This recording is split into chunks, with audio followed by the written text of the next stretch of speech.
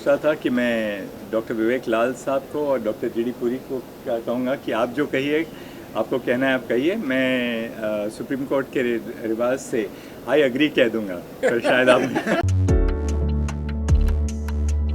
ਮੁੱਖ ਮੰਤਰੀ ਭਗਵੰਤ ਸਿੰਘ ਮਾਨ ਦੀਆਂ ਕੋਸ਼ਿਸ਼ਾਂ ਸਦਕਾ ਹੁਣ ਪੰਜਾਬ ਸਿਹਤਮੰਦ ਬਣ ਰਿਹਾ, ਜਿਸ ਦੇ ਚਲਦਿਆਂ ਸੂਬੇ ਦੀਆਂ ਪਾਰਕਾਂ 'ਚ ਰੋਜ਼ਾਨਾ ਸਵੇਰੇ ਸ਼ਾਮ ਲੋਕ ਯੋਗਾ ਕਰਦੇ ਦਿਖਾਈ ਦੇ ਰਹੇ ਨੇ। ਮੁੱਖ ਮੰਤਰੀ ਭਗਵੰਤ ਸਿੰਘ ਮਾਨ ਦੀ ਅਗਵਾਈ ਵਾਲੀ ਪੰਜਾਬ ਸਰਕਾਰ ਵੱਲੋਂ ਸ਼ੁਰੂ ਕੀਤੀ ਸੀਐਮ ਦੀ ਯੋਗਸ਼ਾਲਾ ਜਨ ਮੁਹਿੰਮ ਬਣ ਗਈ ਹੈ।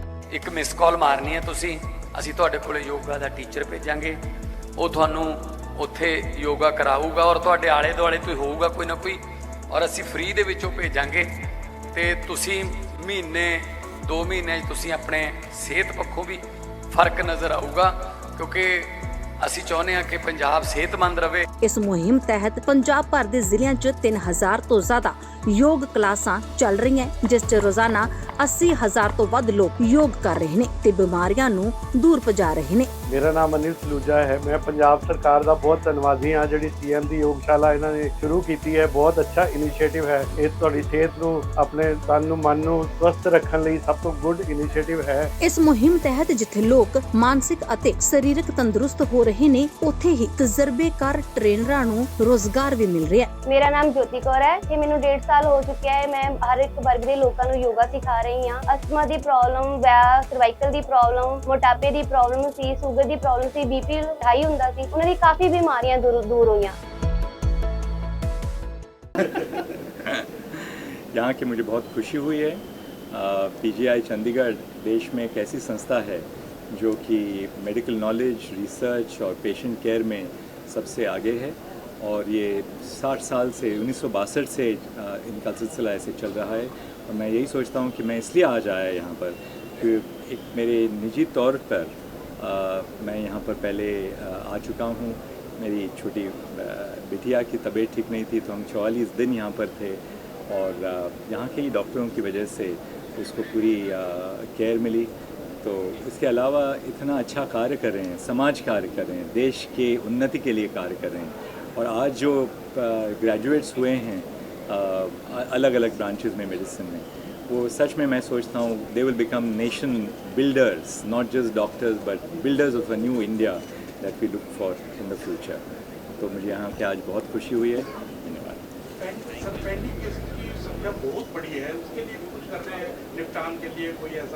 देखिए, किसी भी अस्पताल में आप देखते हैं कि पेंडिंग पेशेंट्स की, जो पेशेंट्स आती है उनकी संख्या बहुत बढ़ती है और बढ़ रही है और बढ़ गई है।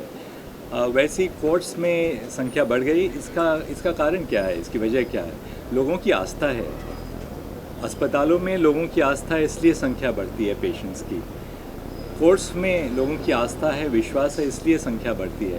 और इसके लिए हम लोगों को इंफ्रास्ट्रक्चर बढ़ाना है। जैसे अस्पतालों का इंफ्रास्ट्रक्चर बढ़ाना है, वैसे कोर्ट्स का इंफ्रास्ट्रक्चर बढ़ाना है, और नए नए माध्यम भी अपनाने हैं। जैसे अभी हाल ही में हमने पिछले सप्ताह में लोक अदालत को अपनाया था, स्पेशल लोक अदालत। उसमें करीब 1000 केसेस 5 दिन में हमने तय करिए। इस साल गर्मी की छुट्टी में 6 सप्ताह जब सुप्रीम कोर्ट नॉर्मली रिसेस पे रहता है, 21 बेंचेस ने काम किया, और 21 बेंचेस ने काम करके 4000 केसेस की सुनवाई की, और उसमें 1170 केसेस का निवारण हो गया। तो अलग अलग माध्यमों से हम केसेस को कम नहीं कर सकते, पर जो केसेस पेंडिंग हैं उनको हम उनका सवाल ढूंढ सकते हैं। लोगों को शीघ्र न्याय मिले, सरल न्याय मिले, और क्वालिटी ऑफ जस्टिस भी अच्छा हो। हमने ये देखा है कि हमारी भाषा कोर्ट में अंग्रेज़ी है, क्योंकि अब सर्वोच्च न्यायालय में हर एक राज्य से केसेस आते हैं, हर एक राज्य से जजेस आते हैं, पर सामान्य जो नागरिक है उनकी भाषा जो है, उनकी शैली है, उनको सहज रूप से हम समझा सकें कि उनके केस में क्या हो रहा है। तो आर्टिफिशियल इंटेलिजेंस के माध्यम से हमने सारे निर्णय सुप्रीम कोर्ट के जो हैं वो अलग अलग क्षेत्रीय भाषाओं में हमने ट्रांसलेट किए हैं। आपको मैं ये बताना चाहता हूँ कि 1950 से 2024 तक 37,000 सुप्रीम कोर्ट के निर्णय हैं, उनमें से 22,000 निर्णय अभी पंजाबी में ट्रांसलेट हो गए हैं आर्टिफिशियल इंटेलिजेंस के माध्यम से। 36,000 से ज़्यादा निर्णय हिंदी में ट्रांसलेट हो गए हैं। तो हर एक जो संवैधानिक भाषाएं हैं जो हमारी कॉन्स्टिट्यूशन में रिकग्नाइज़ की हैं, सारे निर्णय उन भाषाओं में हम ट्रांसलेट कर रहे हैं।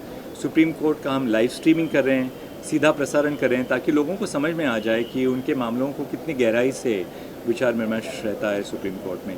तो टेक्नोलॉजी के तहत काफ़ी कुछ पहल हमने अपनाई हैं, जिससे मुझे लगता है कि काफ़ी फ़र्क आ रहा है। सर, कई हाई कोर्ट में जजेस की कमी है सर, तो कब तक पूरा होएगा, किस तरह से करेंगे? देखिए, जजेस की कमी होना इसकी अनेक कारण हैं। कई राज्य ऐसे हैं जैसे इलाहाबाद उच्च न्यायालय, जिसके 160 जजेस की संख्या है। अब 160 जजेस मिलना, उनके लिए इंफ्रास्ट्रक्चर तैयार करना कोई आसान बात नहीं है।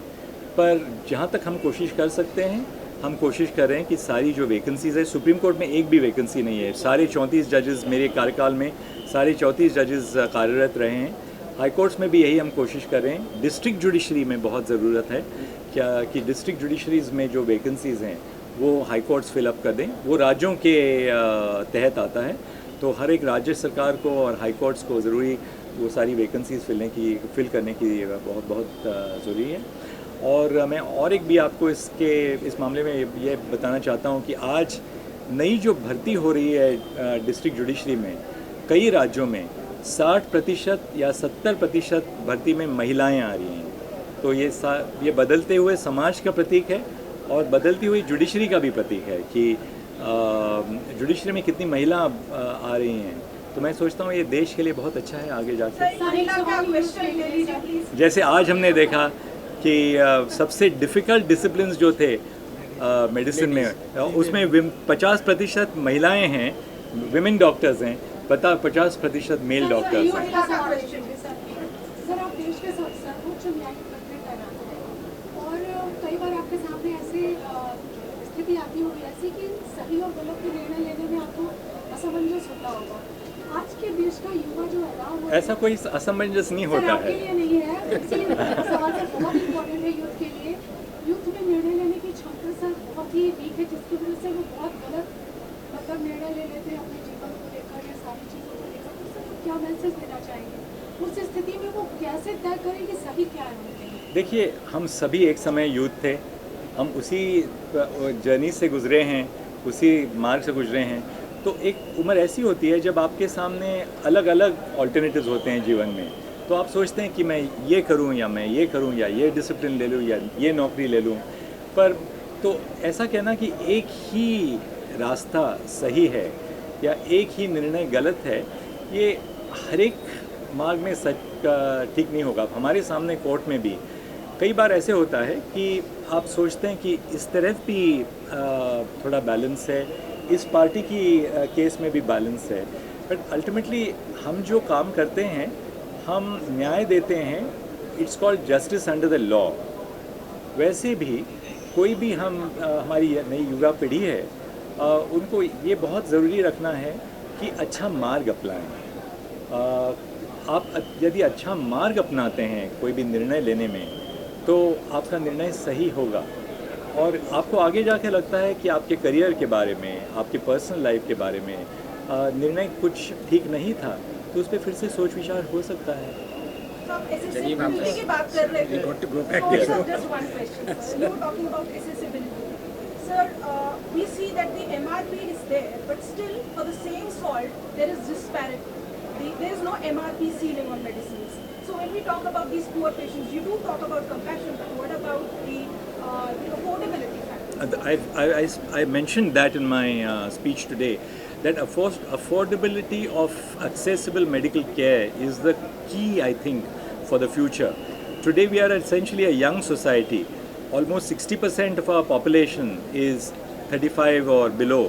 But as years go on and as our population ages over a period of time, this will become a very important aspect. So we need to build good foundational infrastructure today to deal with the needs of our nation, say 25 or 30 years down the line. Thank you. देश दुनिया की हर खबर सबसे पहले देखने के लिए follow करें Dainik Savera TV, YouTube, Facebook, Instagram, X और WhatsApp चैनल पर।